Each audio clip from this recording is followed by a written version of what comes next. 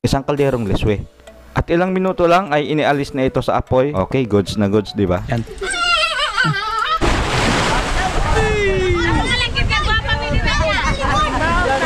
Ang kinis yung mga parente dito sa Laing Nasod.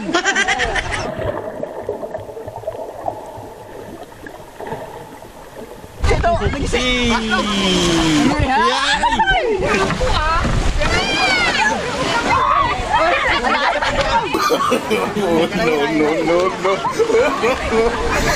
Wow, pineapple! Huhugasin natin sa dagatin.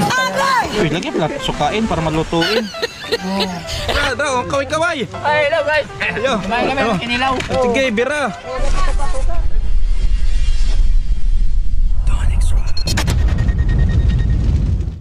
At sa ikatlong araw ng aking pagbisita dito sa aming lugar ay naimbitahan ako ng aking kababata na si Eddie o mas kilala na si Budik. At ito ang nadatnan ko, nagpapakulo na pala ng isang kalderong leswe. At ilang minuto lang ay inialis na ito sa apoy para palamigin. At maya maya lang ay matatanggalan natin ang mga laman nito. Yan, ang tinatawag na leswe. At dito sa part na to, ang pagtanggal nito ay meron siyang parang kuko dito sa dulo. Diyan mo hawakan para dahan-dahan mo siyang mahugot at matanggal ang buong laman. Okay, goods na goods, di ba? At ito na, ang pinakahintay natin, ang matanggal ang lahat ng laman ng leswe. Tanggal doon sa shell niya. Pwede mo na to dito isawsaw sa preskong suka. Yan. Tapos diretso na sa bunganga. Yan.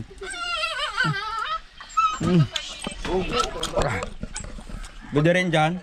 Nalagyan ng sibuyas. Lagyan natin ng toyo. Yun na yan. Shoutout nga pala sa pinsan ko. Yan. Hello. Yan. Kung mga pinsan diha. Ito nga pala yung lugar dito. Yan.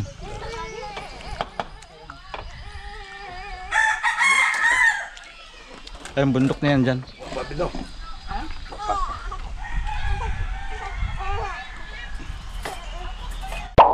Okay, ito naman yung laman ng spider shell.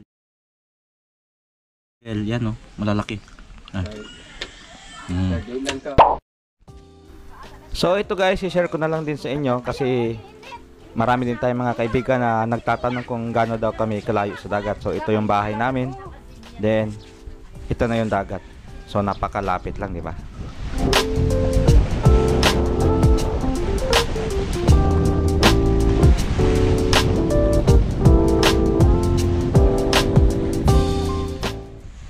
At maya-maya lang ay may nakita silang isang grupo ng isda o tinatawag sa amin na labo, kaya inihanda na nila ang kanilang bangka at lambat.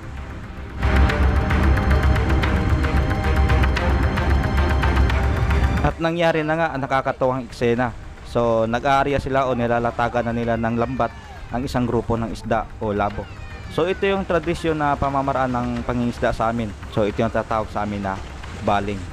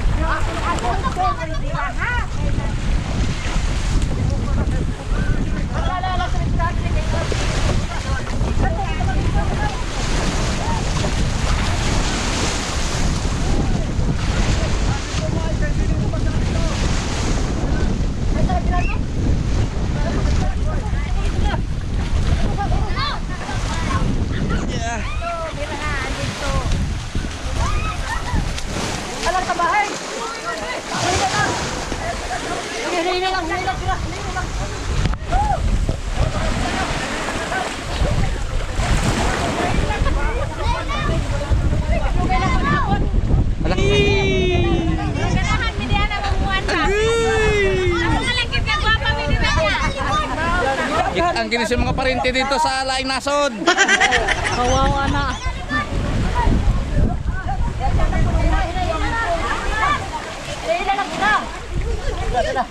Saan na eh?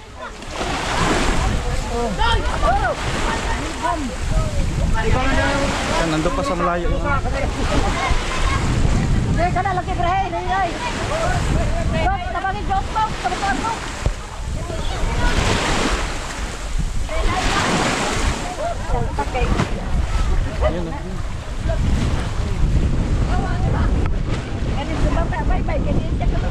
Si?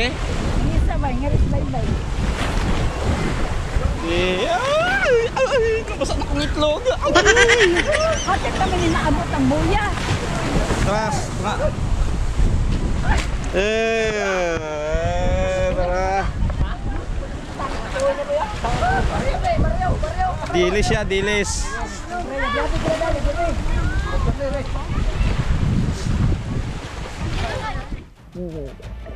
So sa mga oras na to ay makikita natin o masasaksihan natin ang mga pangyayari sa ilalim ng dagat. So shoutout nga pala sa pinsan ko na si Manoy Ariel na kumuha nitong video.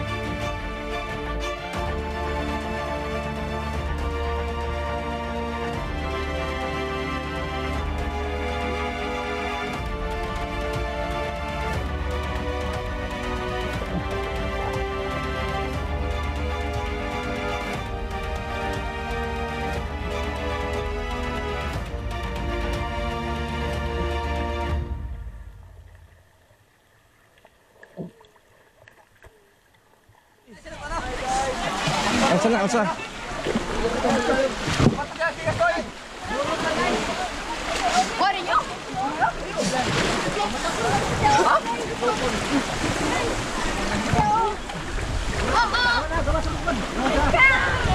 Ren. Dandoy. Coba Dandoy. Layo na.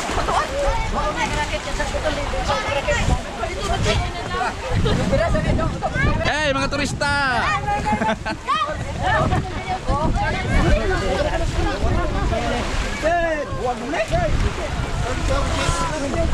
Oh, siya kayo mag-vlog ko eh. Ayun. Lah, kapino oh. Pinong na punis na. Naramay ha? Kasulumi. Kasulumi rin.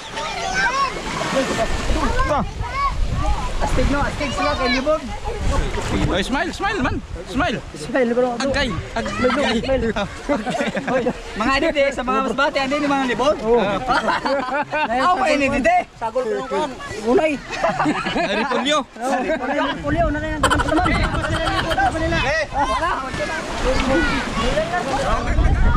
Tapunan siguro to.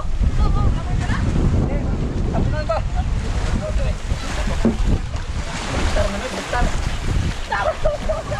Kanina to. Tugod. So, Gani. kanina daw to. Atay. Kayo. Kanina pa mabuta. Sunod pa na kayo po ah. Yang ko rin patawag to. Ay.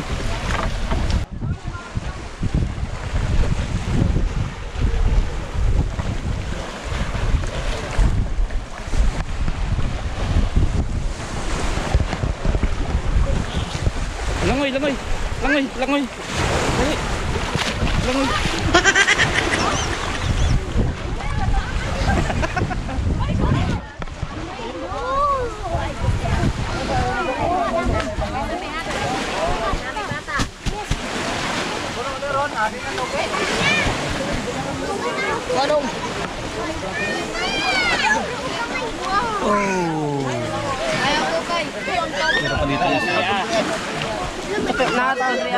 Tamak tor kay Marastor.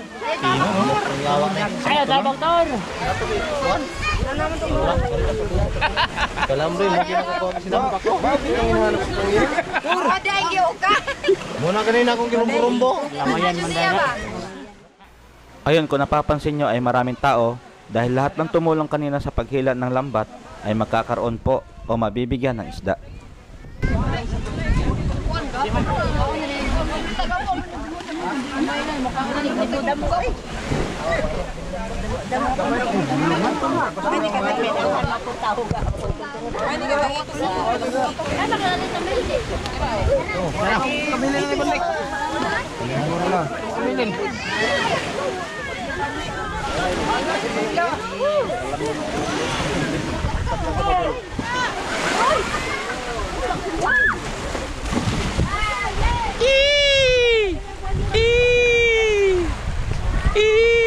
Dali, dali. Hi kay Kuya Braden. Hi Kuya Braden, ligo me. Tinaw kayong dagat oh. Wow, pineapple. Ito ano ba naman English ang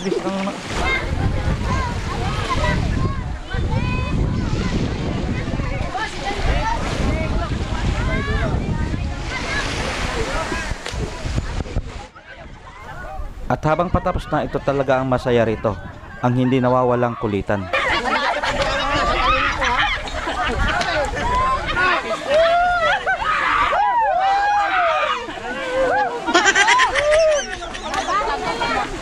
Hoy, magisin ako dapat puta.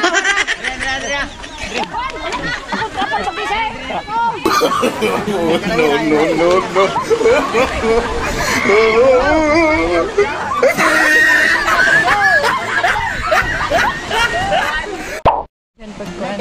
Ito, ito yung fresh na dilis.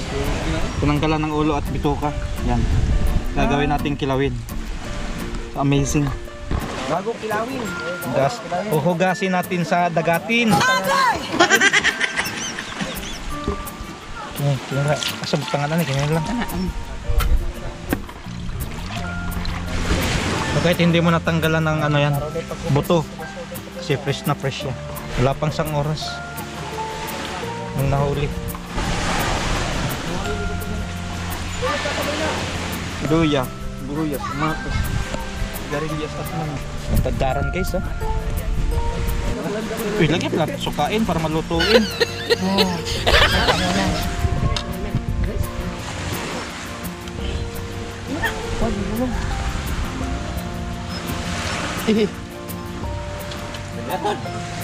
Wala po lumulong sa kento, reklamo ka.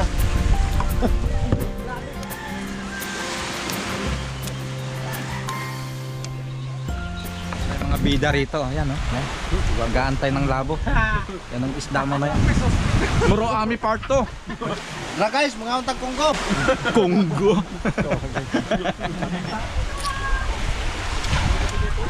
Ayok pare sa pinila. Diwat-huwat nga. Huwat-huwat. Oh, sabi ko sa inyo eh. Oh. Dara, oh, kaway-kaway. Ay, hello guys. Ayo. Kumain kami ng kinilaw. Sige, bira. Eh para pag naiaryaw niya, ugan. Dahil makabira niya sa pukot. Bira. Da, ngita magtubig ron. Para na ron.